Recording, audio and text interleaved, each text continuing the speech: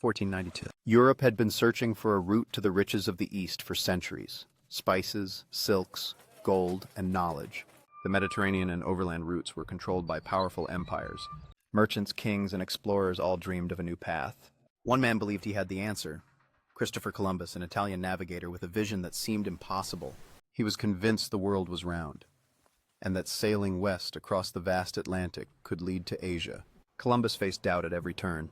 Scholars laughed at his calculations. Sailors feared the endless ocean. And the Spanish monarchy hesitated, cautious after years of war and expense. But Queen Isabella and King Ferdinand took a chance.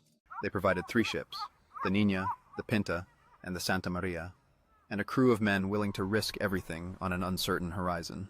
On August 3, 1492, the fleet left Palos de la Frontera, leaving the known world behind. The men faced weeks of monotonous sailing, storms, and the terrifying emptiness of the open ocean. Rumors of sea monsters and falling off the edge of the world spread among the crew.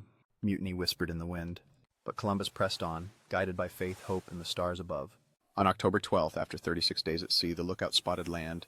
The tiny island of Guanahani, in what we now call the Bahamas, rose from the horizon. Columbus fell to his knees. He had not reached Asia, as he believed, but he had found something even more remarkable. A new world. The implications were staggering. Europe would never be the same. Trade routes shifted, cultures collided, entire continents would be reshaped. For the indigenous peoples of the Americas, this moment marked the beginning of a profound and often tragic transformation. Columbus's journey inspired others to follow, to explore, to conquer, to connect the world in ways no one could have imagined. But it also raised questions that still resonate today.